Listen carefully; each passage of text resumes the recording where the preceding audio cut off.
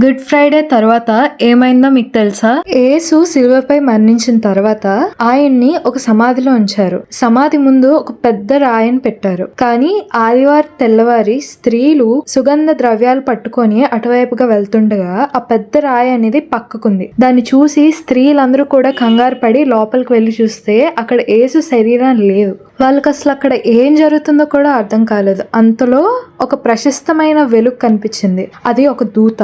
ఆ దూత వాళ్ళతో ఏం మాట్లాడిందంటే, భయపడకండి, మీరు వెతుకుతున్న యేసు ఇక్కడ లేడు, ఆయన లేచాడు. ఆ మాటలు విని స్త్రీలందరూ కూడా త్వరగా పరిగెట్టి ఆనందంతో వాళ్ళందరికీ ఈ విషయాన్ని చెప్పారు. ఈ శుభదినాల్లో మనం గుర్తు చేసుకోవాల్సింది ఏంటంటే, యేసు మరణాన్ని జయించాడు. అందుకే నీ జీవితానికి ఒక ఆశ ఉంది, నీ సమస్యలకు పరిష్కారం ఉంది, నీ బాధలకు గెలుపు ఉంది. యేసు మరణాన్ని జయించి 3వ దినం లేచారని మీరు నమ్మితే ఆమెనని కామెంట్ చేయండి.